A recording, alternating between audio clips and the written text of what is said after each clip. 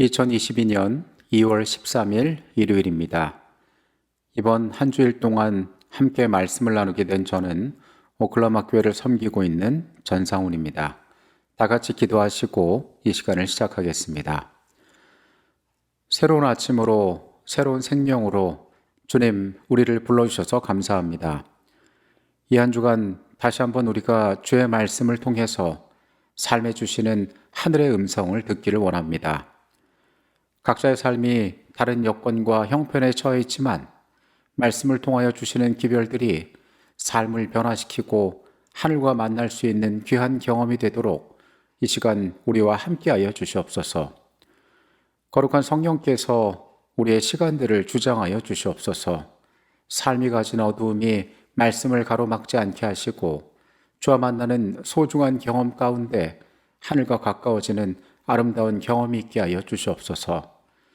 주께서 우리와 함께하는 시간들 동안에 선한 인도자가 되어주실 것임을 믿습니다.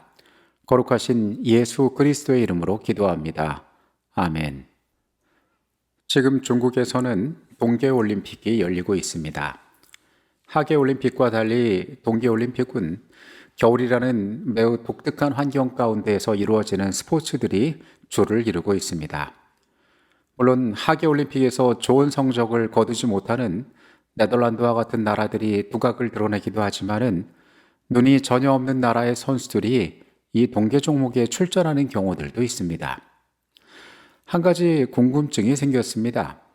겨울이 아닌 다른 계절에 동계올림픽 선수들은 어떻게 훈련을 할지에 대해서 말입니다. 돈이 많거나 여건이 좋은 선수들은 눈이 있는 유럽의 산악지대를 찾아서 훈련을 한다고 합니다. 하지만 막대한 비용이 소요되는 그 훈련을 모든 선수들이 할 수는 없을 것입니다. 한국에서 스키 종목에 출전하는 선수들은 여름에는 눈밭 대신에 아스팔트 위에서 바퀴가 달린 스키를 타고 자신의 종목을 연습한다라는 이야기를 들었습니다. 물론 그 훈련이 실제의 훈련을 연습하는 데 한계가 있지만은 그 시간 가운데 자신에게 주어진 여건과 재정 가운데에서 할 수 있는 최선의 노력을 다하는 것입니다. 이것과 유사한 예들은 다른 영역에서도 찾아볼 수 있습니다. 군대에서는 한 발의 탄환을 발사할 때에 어마어마한 비용이 소요되기 때문에 비행기 조종사 혹은 군인들은 그들의 훈련을 함에 있어서 실전과는 다른 훈련을 하게 됩니다. 앞서 언급했던 운동선수들과 마찬가지로 그들 역시 주어진 여건 가운데 최선을 다하고 있지만은 실제 그들이 가장 중요한 실전에서 치러야 하는 일과 그 훈련 사이에는 분명한 차이가 존재하는 것입니다. 바울은 히브리서에서 새 언약이 필요함을 이야기하고 있습니다. 바울이 전한 이 기별은 그 당시 세계에 매우 도전적으로 받아들여졌을 것입니다. 오랜 기간 유대민족은 여호와 하나님을 섬기며 그분의 말씀에 순종하며 살아왔습니다. 그런 그들을 향하여 새 언약이 필요하다라고 주장하는 바울의 기별을 들을 때에 이 사람들은 자신의 지나온 모든 시간들이 부정당하는 것처럼 느껴지기도 했을 것입니다. 어떤 이들은 바울의 기별을 이단이라고 의심하고 정죄하기도 하였습니다. 그러나 바울이 이야기하는 새 언약은 그들의 지금까지 살아왔던, 지켜왔던, 믿어왔던 모든 제도들이 부정당하는 것은 아니었습니다. 어떤 의미에서 구약의 말씀들은 분명히 의미 있는 것이었습니다. 그러나 그와 동시에 그것은 완전하지도 않은 것이었습니다. 오늘의 주제는 새 언약의 필요성입니다. 히브리서 7장 11절에서 19절까지의 말씀을 보시겠습니다. 레위 계통의 제사 직분으로 말미암아 온전함을 얻을 수 있었으면 백성이 그 아래서 율법을 받았으니 어찌하여 아론의 반차를 따르지 않고 멜기세덱의 반차를 따르는 다른 한 제사장을 세울 필요가 있느냐? 제사 직분이 바꾸어졌은즉 율법도 반드시 바꾸어지리니 이것은 한 사람도 제단 일을 받들지 않는 다른 지파에 속한 자를 가리켜 말한 것이라. 우리 주께서는 유다로부터 나신 것이 분명하도다. 이 지파에는 모세가 제사장들에 관하여 말한 것이 하나도 없고 멜기세덱과 같은 별다른 한 제사장이 일어난 것을 보니 더욱 분명하도다. 그는 육신에 속한 한 계명의 법을 따르지 아니하고 오직 불멸의 생명의 능력을 따라 되었으니 증언하기를 내가 영원히 멜기세덱의 반차를 따르는 제사장이라 하였도다. 전에 있던 계명은 연약하고 무익함으로 패하고 율법은 아무것도 온전하게 못할지라. 이에 더 좋은 소망이 생기니 이것으로 우리가 하나님께 가까이 가느니라. 히브리서에 따르면 예수님께서 멜기세덱의 반차를 쫓아 제사장이 되신 사실은 새 언약이 계시되었음을 의미하는 것이라고 이야기하고 있습니다. 우리가 알고 있는 옛 언약은 레위 계통의 제사장 직분에 근거하여 주어진 것이었습니다. 레위 계통의 제사장들은 하나님과 이스라엘 사이에 중재자 역할을 했으며 율법은 그 외의 사람이 제사장이 되는 것을 금지했습니다. 그래서 이 히브리서의 저자는 제사장 직분의 변화는 제사장 직분에 관한 율법과 언약의 변화를 의미한다고 결론 내리고 있습니다. 옛 언약의 문제는 그것이 온전함을 제공할 수 없다는 데에 있었습니다. 바울은 레위 계통의 제사장 직분과 그 사역에 관하여 말하고 있는데 그들을 통해 바쳐진 제물은 참되고 온전한 속죄 또는 하나님께 나아가는 길을 제공할 수가 없었습니다. 이 사실은 구약에 주어진 제도가 온전치 않음을 의미하고 있습니다. 그들이 하나님께서 지시하신 대로 성별된 사람이 성별된 제도를 통하여서 제사를 드리고 있었지만은 실질적으로 그들 가운데 일어나는 예배의 모든 행위를 통하여 온전한 일들이 그 가운데서 일어날 수 없음을 이야기하고 있습니다. 히브리서는 이제 다른 대제사장이 그들에게 나타나야 하고 새로운 언약이 그들 가운데 주어져서 이 부족한 것들이 완전해져야 함을 이야기하고 있습니다. 히브리서 10장 1절에서 4절까지의 말씀입니다. 율법은 장차 올 좋은 일의 그림자일 뿐이요 참 형상이 아니므로 해마다 늘 드리는 같은 제사로는 나오는 자들을 언제나 온전하게 할 수 없느니라. 그렇지 아니하면 섬기는 자들이 단번에 정결하게 되어 다시 죄를 깨닫는 일이 없으리니 어찌 제사 드리는 일이 그치지 아니하였으리요. 그러나 이 제사들에는 해마다 죄를 기억하게 하는 것이 있나니 이는 황소와 염소의 피가 능히 죄를 없이 하지 못함이라.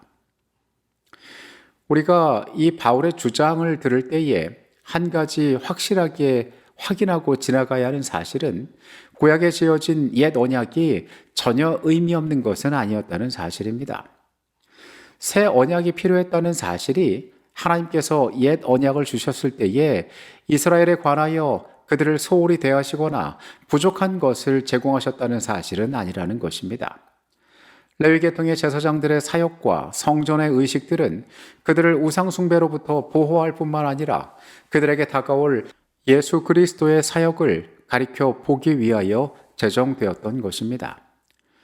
히브리서는 모든 제사가 장차 올 좋은 일의 그림자일 뿐임을 강조하고 있습니다.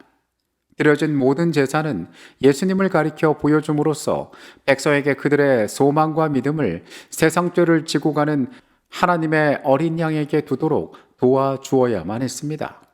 바울은 히브리서에서 이전에 주어졌던 모든 율법의 가치들을 부정하고 있는 것이 아니라 그 기능에 대하여 설명하고 이제 완전함을 위하여 그들 가운데 필요한 것들을 제시하고 있는 것입니다. 히브리서 10장 19절로 22절은 이렇게 말합니다. 그러므로 형제들아 우리가 예수의 피를 힘입어 성소에 들어갈 담력을 얻었나니 그 길은 우리를 위하여 휘장 가운데로 열어놓으신 새로운 살 길이요 휘장은 곧 그의 육체니라. 또 하나님의 집 다스리는 큰 제사장이 계심에 우리가 마음의 뿌림을 받아 악한 양심으로부터 벗어나고 몸은 맑은 물로 씻음을 받았으니 참 마음과 온전한 믿음으로 하나님께 나아가자. 바울은 이제 그들 가운데에 하나님의 집을 다스리는 큰 대제사장이 계시다고 이야기합니다.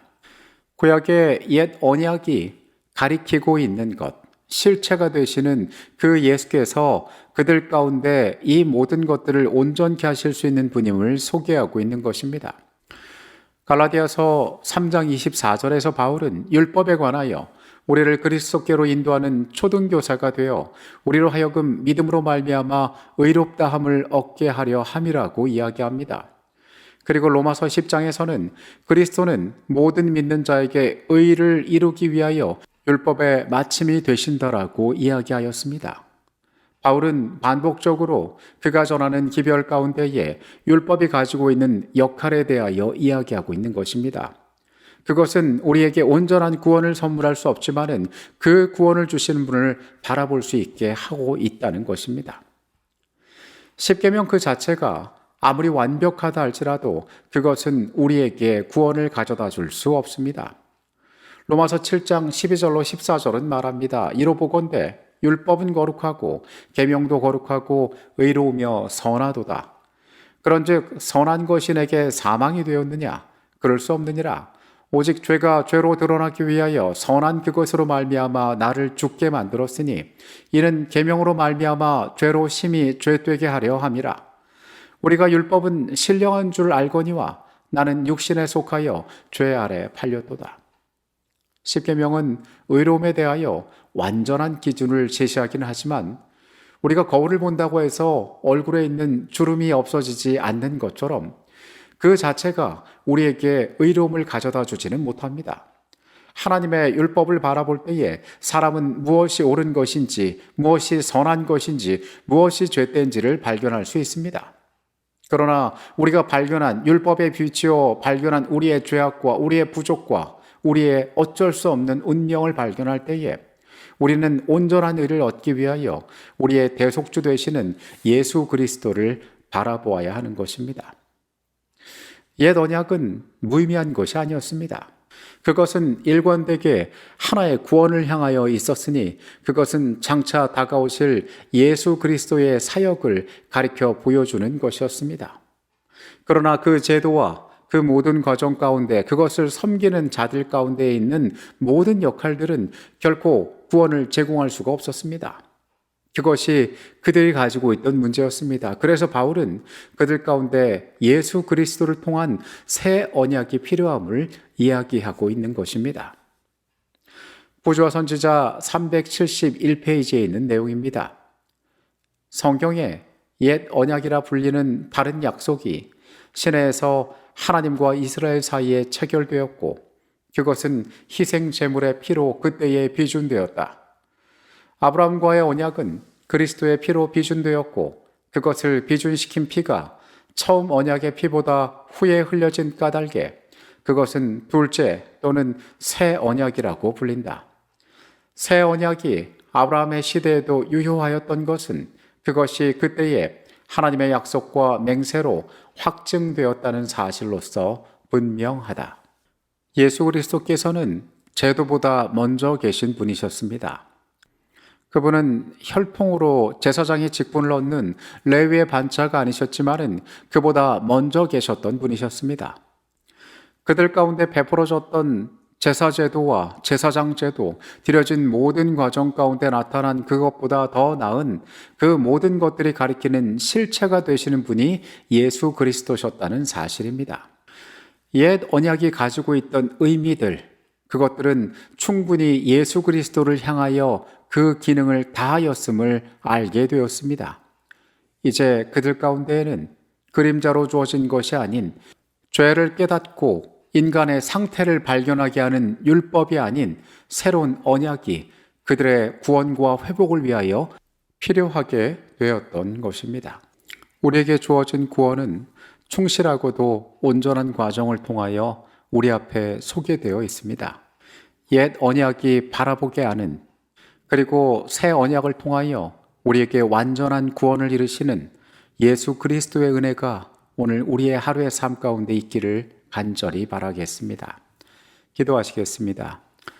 하나님, 우리에게 주신 말씀들을 통하여 예수 그리스도를 바라보게 하시고 우리를 향한 주의 큰 구원의 계획들을 발견하게 하시니 감사합니다. 주께서 어떻게 우리를 구원하기를 소원하셨는지, 어떻게 온전한 구원을 우리 가운데 이루시는지를 우리가 발견하고 감사하게 하여 주시옵소서.